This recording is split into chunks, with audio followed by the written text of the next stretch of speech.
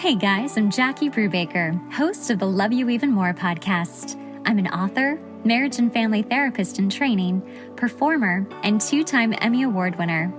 Each week, I bring on people from all walks of life to talk to them about their inspiring stories in the fields of self-development, relationships, business, and how you can love yourself even more. For more about me and the podcast, visit us at loveyouevenmore.com. Welcome, Stephanie Hamadto, to the Love You Even More podcast. Stephanie is a friend of the podcast. She has been on so many times talking about all kinds of things. But one thing we've really discussed a lot is body positivity and being a growth coach. She knows a lot about working with women and how we view our bodies and how we talk to ourselves. So with it being the beginning of the new year, woohoo! I know a lot of people are very concerned about this is the year that I lose this amount of weight. This is the year I just do Ozempic, whatever, the idea of we just came out of the holidays and it's time to lose weight is probably on our minds. And today we really want to discuss more about body awareness. So Stephanie, welcome back. Thanks for having me, Jackie. I'm so excited to be here. I always love being on your podcast, and I love that you always tackle just very necessary topics that I feel like everybody can benefit from, even just thinking about or dissecting. So thanks for having me. Happy almost New Year. So when you talk about just body awareness, what exactly are we talking about? Are we talking about body positivity? Are we talking about body shaming?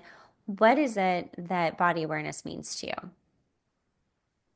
Well, I'm so glad that we're talking about this because I think one of the first episodes that I came on here for was a body positive message. And it's always nice to revisit these topics because I feel like as we're evolving, also our consciousness and awareness around these topics are evolving as well. And so for me, the first time I came on and we were talking about body positivity, it was a lot of love your body at every size, love it no matter where it's at, and appreciate it for what it is. And all of those messages still really apply. And I feel like I'm starting to, or I have over the last few years, really dove into a lot of the nuance about body image and our relationships to our body.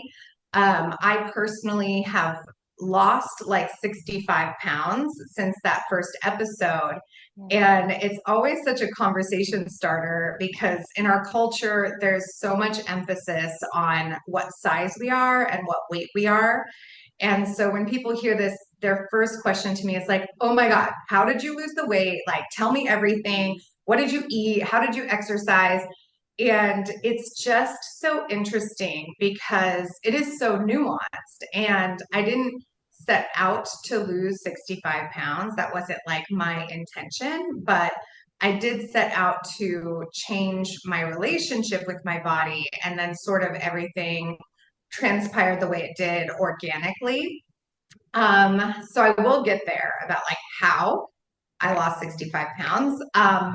But a lot of people don't want to really hear that answer because I think what most of us are looking for is what do I eat? What do I not eat? How do I exercise? How often do I exercise? How intensely or not intensely do I exercise? And it goes so much deeper than that. So I want to start, there's 3 main kind of topics I want to address. And there's our social norms and expectations and pressures that we put on ourselves around our weight and our size. And then there's our relationship with ourselves and with our body. And then there's the difference between being body positive versus being unhealthy, So I sort of want to address those 3 things to debunk some things and offer some ideas on some of those things. Oh, I'm excited. Let's do it. Yay. Okay, so starting from the beginning, I forget which order I said I wanted to address those things in, but we'll just start where we start. Okay, social norms. That's right. Okay, so if we think about why we are so fixated in our culture about weight, it goes back to like probably the beginning of time where a lot of our female gender role, especially for women, and of course men can be weight conscious as well, but I think there's a lot of pressure that our culture puts on women to be a certain size. Mhm. And part of where that comes from is this idea that our value as a woman or as a person comes from our desirability to men. Yes. So off the bat, yeah, so off the bat, we're assuming that our value comes from how likable or desirable we are to men, hetero men. Hmm. And the reason that, women were meant to be like skinny and petite and tiny and little is because it makes men feel what? Big and Big strong, and big and strong and big and powerful. strong. Exactly. Exactly. And so, you have to think about like, where did this all come from? So, like, do I want to derive my worth, my value as a human and as a woman simply based on that I am small enough to make men feel big? If Hmm. you really boil it down, there was a time, I want to say it was like in the Victorian era, where Definitely. women wore corsets, and it was like almost a point of pride or something if like the man could fit his fingertips to touch around the woman's waist. So you Yes. can imagine like women were like really emaciated and unhealthy. Like none of this was about health, by the way. None of this was like, oh my gosh, you're going to get tiny and you're going to feel so good. No, it wasn't about women feeling good. It wasn't about us being like happy. Like it Yeah. was just about us earning a spot at a man's table, Yes.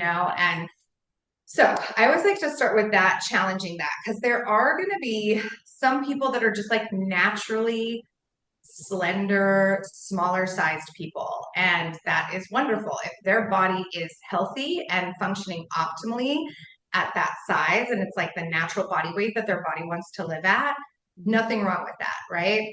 Yeah. However, there's a lot of like that's like a very small percentage of the people that are genetically born with the body type that being very petite and small and slender is their natural healthy weight, right? And then like pretty much everybody else is somewhere outside of that Yeah. thing, out of that like mold. And maybe your natural body weight when it's healthy has some curves or is a little bit bigger on top and smaller on the bottom, or a little bit bigger on the bottom and smaller on top. And, Mhm. it feels like what we're doing as a society, as a culture, is trying to like force our body to fit in someone else's mold. And where does Absolutely. that come from? Deriving our value as women from how desirable we are by men. Absolutely. Yeah, so I like to start there and challenge it. Also, any of us that grew up in the 90s, there was just a huge emphasis on like anorexia culture and what do they call it? Heroin chic. like, Oh, yeah. like the more really unhealthy and like on the verge of death women looked, the better. Right. And we were all kind of either starving ourselves or like wishing we could starve ourselves to the point of fitting into that mold. And then, that was causing all kinds of health issues and mental health issues and just lots of feelings of unworthiness amongst most girls, young girls, women growing up during that time. It just felt like an impossible standard to reach. And if you weren't blessed with that genetic body type, then like you just weren't worthy.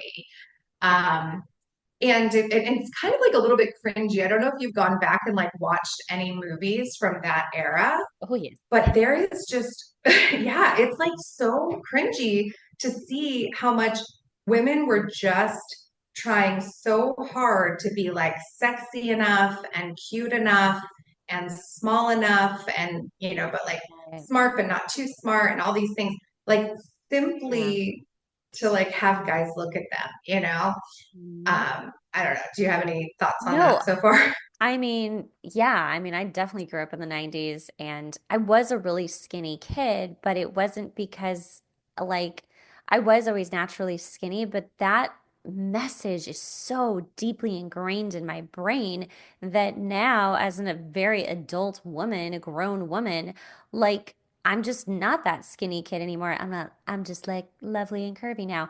And like that's still in my head, like, oh, I wish I could look like Jennifer Aniston did on Friends. Like, that's crazy. Or like trying to remember back to when I was, 18, 19, 20, and like, if your hip bones showed, like you were winning. Like this is the craziness that like we started to develop. And whether you developed an actual eating disorder or you just had this conditioning into your brain, it's stuck there. Like all of us have it stuck and it's generational. It wasn't just we grew up in the 90s and it's just us. It is like you said, it is generational from like the time we started wearing corsets. It got real skinny and real unhealthy. So yes, no, I think that, it's hard to undo that. And, Yes. something you and I have talked about too, and I hope I'm not jumping, but we had a podcast on the book Intuitive Eating, didn't we? We did. Oh my I gosh, don't we've think done we've done so that many. podcast yet. Yeah, we're gonna have to make this like a part two and Dude, three and four okay, and well, we something will like do that. this. Yeah. Okay, sorry. Maybe we've talked about it so much, but there's a book, Intuitive Eating, that you have read. I have started to read. Mind blowing. This book is mind blowing. And maybe we'll save this for that podcast. So Hmm? continue on. Just go read the book. Yeah, yeah, no. So to your point, like these are generational social norms and pressures that like women put on themselves more than men, by the way. Okay, so like men can worry about their weight, not Yes. taking away from that. But I will say women our value is way more weighted on our aesthetic, Hmm. our visual appeal more than men. Men are allowed to have like beer bellies and like, all I won't even like name all the different issues that men are going to have. So I'm not trying to shame men for how they look, but we as a culture have decided like men do not have to be perfect, right? Like men have to be like okay looking and women have to be bombshells. Like we have Yeah. to knock it out of the park and basically be a supermodel in order to be desired or valuable. Okay, so that's part one. It's like, where did this come from? What's the social norm? Is it true? Like, does my value actually depend on the size or the shape or the weight that I am? Hmm. So that's just something to sit with a little bit. Like, we're not going to like, okay, if you've grown up with this thought process, this mindset, your parents probably told you, oh, you need to lose 5 pounds. Like, you're always just not quite thin enough. Or, oh, if only you lost 20 pounds, you would just be so pretty. And I say this, not saying my parents said this specifically. I'm just saying I grew up with a lot of this messaging coming into my mind. Yeah. Growing up and like young impressionable brains were like, oh, I guess this is fact. I guess like I would only be pretty and valuable if I lost weight. Anyways, Hmm. so challenge that, think about that, digest that on its own. That's its own. Where did this come from? Is it true? Then I segue into your relationship with your body. Now, this is number one key factor. Like, so when people ask me, how did you lose 65 pounds? Like, what diet did you do? Mm. Now, I'm not going to lie, my diet and my exercise routine did change during this time. So it didn't happen magically. I didn't just like, I love myself and now 65 pounds shed away. Of course, I did actions that like physically had changes on my body. But before getting to that, I went on a deep dive to love my body. And I was like thinking about how to articulate this because it's such a nuanced thing.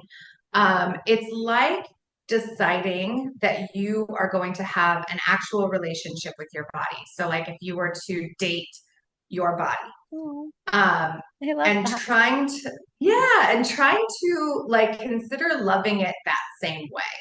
And we'll talk about the difference between body positivity versus being unhealthy. But here's where we start with it: is if you're dating your body and you love your body, you're not abusing your body, right? Like if you were in a relationship with like a romantic partner and you were telling it bad things all the time, you were criticizing it, you were trying to control it, you weren't accepting it, like we would call that like a toxic relationship, right? So most of us grew up with and maybe still have a sort of toxic relationship with our body. We are abusing it. We're telling it like negative messages. We are hating it. We are shaming it. We are underappreciating it. We only notice the bad. We don't notice the good. And we are trying to force it to do something it doesn't want to do. Now, if I was in a romantic relationship with someone who was treating me that way, I would be very unhappy. And so I imagine like our bodies that are being treated that way are very unhappy, like on one end of the spectrum or the other.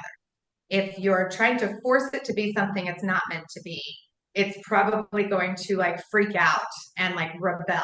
And that's where I see like people doing these yo-yo diets, like they gain and lose 20 pounds over and over again. Mm-hmm.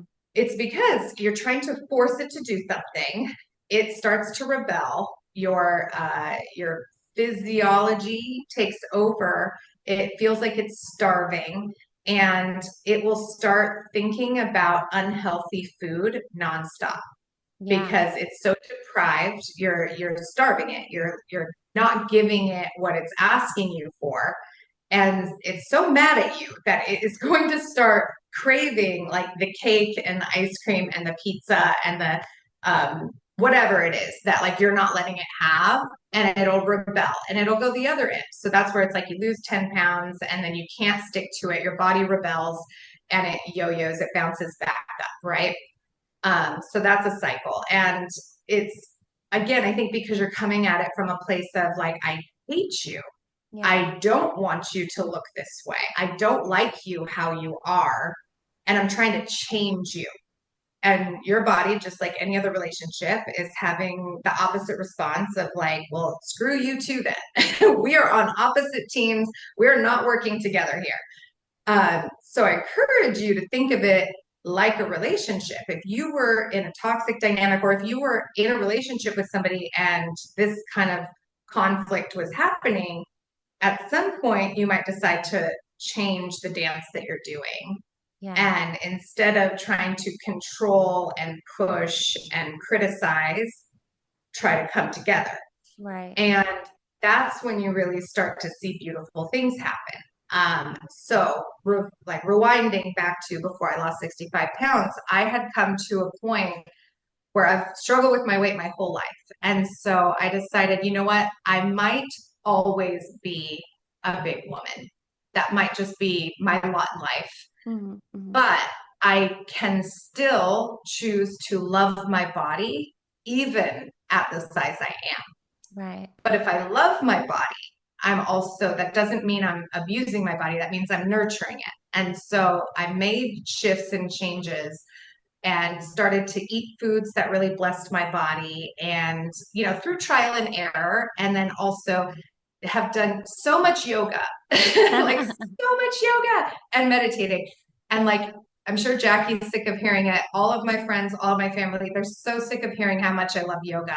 But it doesn't have to be yoga, but it's something that brings you back to you, something that brings you back to your body, that you can hear your inner voice and your inner wisdom more.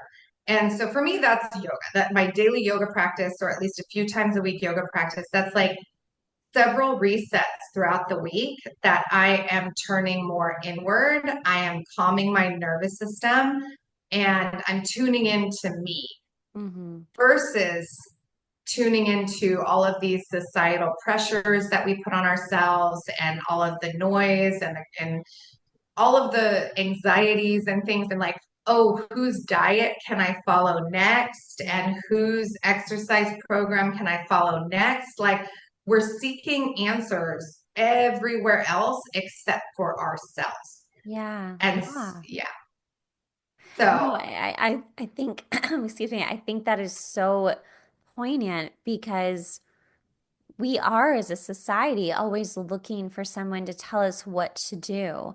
And ironically, when we talk terribly to ourselves, we're also telling ourselves what to do. And if we could just, like you said, like make friends with your body and be like, what do you like to do physically? What do you like to eat? that's healthy because you're right. When you start feeding yourself the good foods, the healthy foods, you're actually nourished. And then you just stop craving bad stuff. You really do. And when you do start doing some exercise that is working for you, that is gentle, especially in the beginning, it really feels like you're gifting yourself that moment of me time, of nurturing and of self care and self love. I mean, what a 100. beautiful way to start a relationship with yourself. Yes, exactly. So it's like if you have a boyfriend or girlfriend or husband or wife or whoever, and if you're like, what do you need to feel loved right now? Like really boiling it down to like the what did I say, the nuts and bolts or the whatever the Yeah. expression is, boiling it down to the basics. Like what what can I do to make you feel loved? Yeah. And here's the thing, we are terrified of trusting ourselves. Mm. Not all of us. Many of us are terrified of trusting ourselves. When I read intuitive eating, which we'll get into on another podcast, in the beginning, I was very triggered. I was Yeah. like, this book is telling me to trust my cravings. Like, absolutely not. I am someone who's struggled with my weight my whole life. If I trust that craving, I'm going to live off of chocolate cake or something. Like, which by the way isn't true, but that's the fear, right? Like, if I actually trust myself, I don't trust myself to make good choices. I can't do that. I need someone else to tell me the right answer for me. So when I say getting back to like, for me, it was yoga. For some people, it's going to be like meditation or some sort of intuition practice or going for long walks where you like are intentionally like a moving meditation. Yes. Any practice you can do regularly that drowns out the noise around you and gives you a chance to really hear your own internal wisdom, that is like the place to start when we talk about like self-love, body positivity, body love, instead of I hate myself. Yeah. By the way, we've all had that thought, like I don't like how I look. I hate how I look. I hate my body. If only I could have her body. Like this is universal. Like I think people don't always say that out loud, Yeah. but we've all looked in the mirror and thought like, gosh, if only I could be like someone else, right? Yeah. So when we start to just be intentional, have gratitude for yourself, you know, like if you think about a pie chart, even, okay, we have like our value as a human. First of all, how much of our value comes from our body specifically? Like we have so many different personal like parts of ourselves, like we have our intellect, we have our careers, we have our friends and family and creativity and our body, and you know, like we have so many parts of ourselves, but we put so much weight on one slice of the pie, which is our Mm. body, our size, our weight. So first of all, putting that in perspective, like your weight and your body isn't all of who you are. It's not your only thing to derive value from, but it's one thing, right? Um, And then you break that slice down into its own pie chart of now how much value does my body have and how many slices does it hold? What, well, my body is strong. My body, for me, bear children and you know can hold children. My body allows me to do my job. I can stand, I can work, I have a physical job. Like my body does so much to serve me. And my body is this size or looks like this. Like there's, but we're focusing our entire pie chart often yeah. just on how big it is, Yeah. not on all of the other wonderful things it does. So, you know, kind of being intentional about having gratitude for our body, for all the different things that it does for us, like not just how it looks or how desirable it is to men, right? Right. Um, so that's part one. um, sorry, do you have anything to add here? I totally had a train of thought that I missed, so go No, ahead. I mean I can interject for sure. I Yeah. think it's very true and it kind of makes me wonder like when did it move into the our chunk of the pie chart with just how much we weigh and what we look like became the biggest thing. Like when in the timeline of humans did that really, really switch? And I know we talked about like Victorian age, but I really believe that it's before that and certainly the Civil War. Like it's just it's just amazing. Like what besides men being like, I want to be bigger and stronger and women should be smaller, like why the body? Why the physical body? Why not like, oh, whoever has the smartest brain is the most attractive or the longest hair or I don't know. I mean, I guess that's still physical, but it's like really interesting how we just chose the body, like really Yeah. focused and honed in on just that versus something Yeah. else that we could do as a human. Right. Like, yeah, it's a good point too. Like, why did our value as women and desirability to men or hetero men, why was it so body focused versus intelligence focused or creativity focused or, kindness focused? Like, we have Right. Could have been, so many parts of ourselves. Like, why does it all have to boil down to the body? And especially when, like, most people's body don't naturally fit that mold. I or think look very alike. many, We no. do not I feel look like alike at all. yeah, yeah. Well, and I feel like very many women are kind. Not saying all women are kind, but like there's a lot of kind women out there. And there's a Right. lot of like nurturing, loving women out there. Those Yeah. are fantastic qualities. Like, I don't know why we've decided to put so much emphasis on our size and our shape and things that like are partly in our control and partly not, Like, again, I don't think if you're in a relationship, a romantic relationship, sitting on the couch in sweats, not being affectionate or exciting at all to your partner, that's not leading to a healthy relationship either. So Mhm. it's not a matter of don't worry about your body size and therefore eat junk and do nothing. But if you really love your body, you're not going to eat junk and do nothing. You're going to listen to it. It's going to tell you, hey, I need to stretch. Hey, I need to move. Hey, I'm a little sluggish. Like, actually, some cardio would really pick me up. Yeah. The more we do these healthy practices from a loving place and we lower our cortisol levels, cortisol, as we know, makes us store fat, store weight. We don't burn calories off as easily when we are in fight or flight mode or our cortisol is spiked. So the more we do these things like exercise to process stress, naturally our body, our metabolism, all those things work a lot better. Right. So I guess it's like a little bit flipping the reasoning. Like, I'm not working out to fit into a size 2. I'm working out because I'm taking care of myself and I love myself. Yeah. And it's not good for me to sit with all this stress and this frustration or whatever. It's good for me to exercise and move my body and feel good afterwards.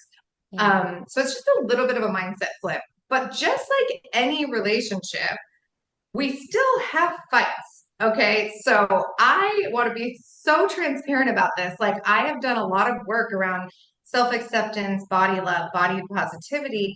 Doesn't mean I don't have a fight with my partner every once in a while, right? So, like, if you're in a relationship with your body, every once in a while you're going to go toe to toe with your body. And like those old stories come up. I think it came up for me last week. I was like, Yeah. man, I am bloated. I have put on a couple pounds. What is happening? I'm so frustrated, Yeah. and like I get into a little bit of a dance with my own body. And then I have to like eventually circle it back around to, okay, like weight goes up and down, like your body feels different depending on what's going on in your life. Like, are you getting enough sleep? Hmm. Are you, having the time to eat the types of foods that bless your body? Are you stressed? Are you not stressed? Like, there's all these factors that are going to affect how your body looks, day to day, week to week. And I'm human. Like, I also grew up in the 90s with all of you, like, that got all these bad messages. And so, yeah, I fall into the same trap sometimes of like, oh no, like, weight and size and all of that. But the difference is I know on some level, because I have been so conscious of this relationship with myself, that it's going to pass. Like, just because I have the thoughts of like, oh no, like, what does this mean? Does my value go away as a woman or whatever? Like, it'll pass. It's just, what do they say? Thoughts are not facts. You don't have to believe every thought that comes into your head. Yeah, absolutely. Yeah. So, and then, last on that, so we talked about the social norms and like trying to debunk a little bit of where those come from and how much emphasis we want to give to those ideals. And then trying to reframe your like have a relationship with your body versus like a toxic, like controlling, abusive dynamic with your body. Right. And then lastly, it's just the difference between body positivity and being unhealthy. So this is like, I think a lot of the backlash that the term body positivity gets is like, oh, we have an obesity crisis in our country. And if everyone starts being body positive, then that means, everyone's just like throwing their health out the window. Um, have you have you had thoughts like that or heard people say things like that before? Yeah, no, I mean, I think there is a problem for sure. But I think that it's just like about handling it correctly. And it doesn't sound like there's a really great solution happening, at least Yeah, in my idea. yeah, What are your thoughts on yeah. No. Well, yeah, I think that like people tend to like to think of things in terms of black and white. And this is, I think that weight is such a nuanced subject and it's so hard because it's not all or nothing. Like, it's not like, oh, you just do this thing and then you're fine for the rest of your life, or right? you don't do this thing and you're fine for the rest of your life. I think that weight and health and um, kind of having a strong, healthy body is a lifelong thing. And I think every decade of your life, your body probably has a different natural healthy body weight, right? So, like, Yeah. as you mentioned earlier, maybe when you were 18, that healthy natural sitting point that your body had is different than it would be at 38 or Right. 48 or 58, Right. right? Like, it's going to change. So, Hmm. like, as we're changing, we have to also roll with the punches and what's the word, like course correct, so like Right. what worked for you before might not work for you now.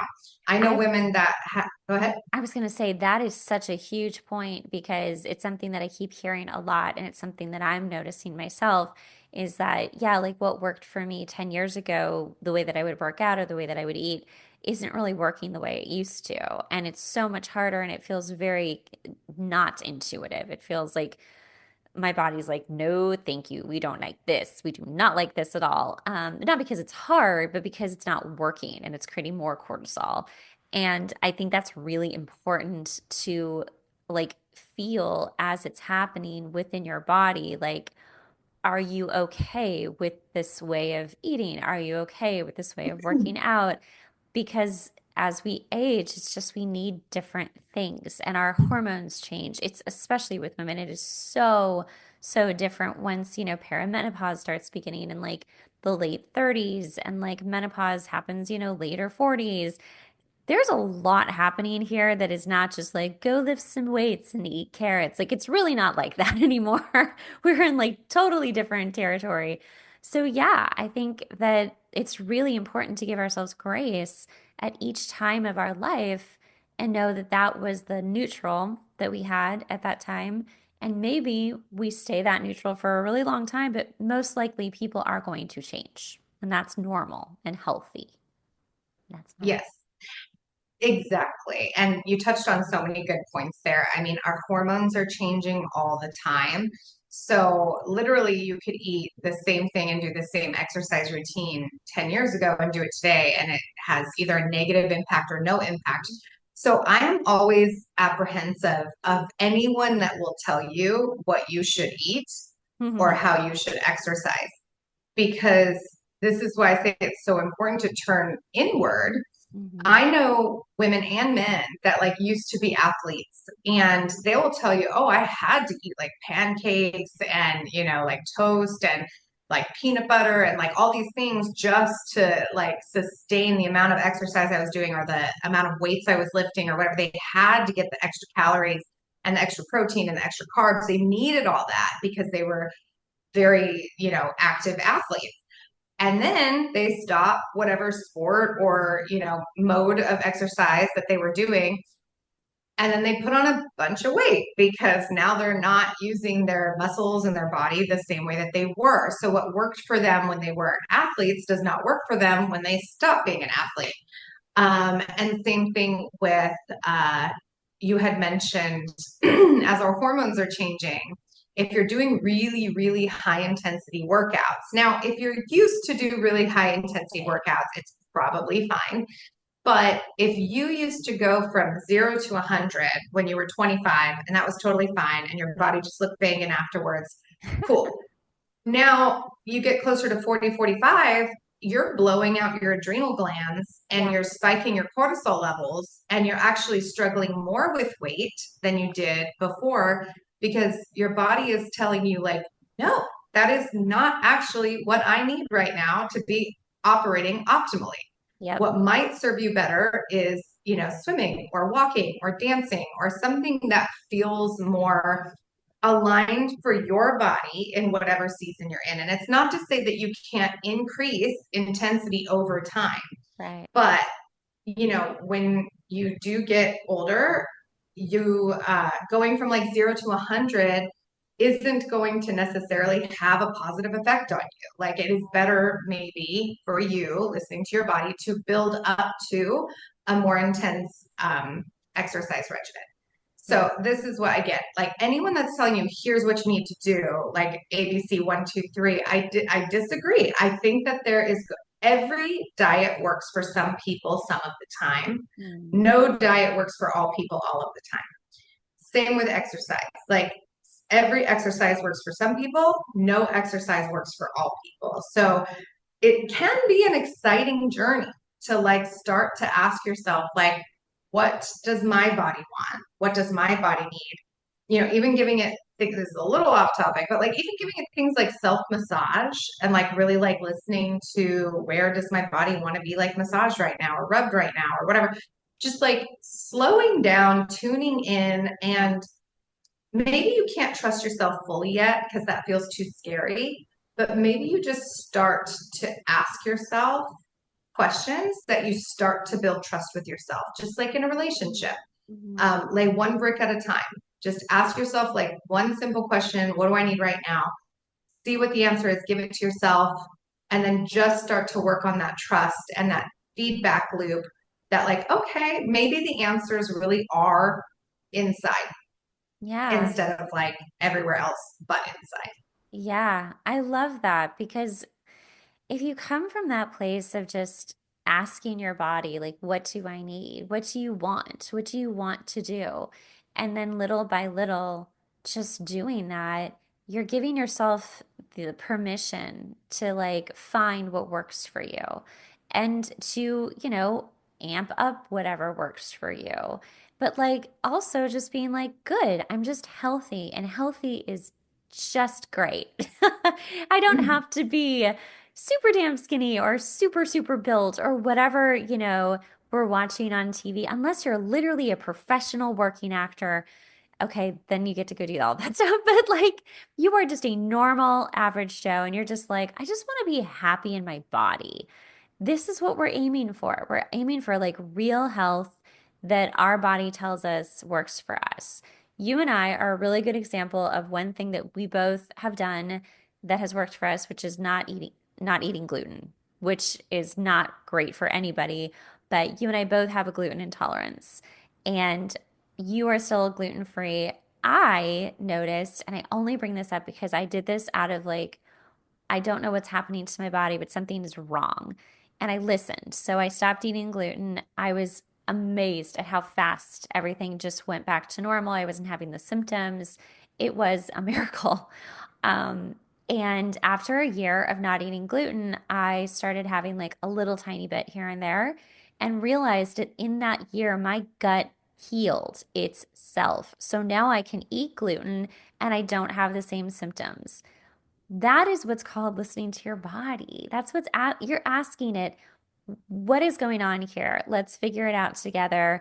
Let's do what's right for you, whether that is a physical act, an eating act, an appearance act, really just loving yourself for what makes you you, and like not really caring what other people say you should be doing, just doing what you're doing. And I think that's what I'm hearing your message as. And I mean, I love it. I think it's a beautiful way to start, just being a more healthy, happier person, no matter what that ends up physically looking like.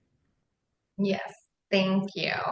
I would love to do more episodes dissecting any parts of this even further because I just do feel like it's something that's so on particularly women's minds, like it's something that comes up anytime you get together with a group of women. There's not a day that goes by that someone doesn't bring up like a weight issue, a body issue, a self-love issue. Like it's all connected. So It is all thank you so connected. much for having me and for doing this topic. I feel like it's such a necessary one. So I super appreciate you. Oh, you're so Um, welcome. I love that you're closing the episode off before me. So thank you, oh, sorry. Stephanie. She's like, thanks for having me on. I'm like, okay, we're done. No, she doesn't. But thank you so much. Tell people how they can find you. Well, you can find me on elevatemypersonalpower.com. That is my website for personal growth coaching. You can also follow me on @StyleAndSmile on Instagram. And I will look forward to hopefully coming back and having another fun chat with Jackie. And Definitely. yeah, I hope everybody has wonderful holidays and a happy new year and manifests all of their dreams in 2025. Thank you, Stephanie. All the links will be in the bio. And we'll see you on the next one, babe.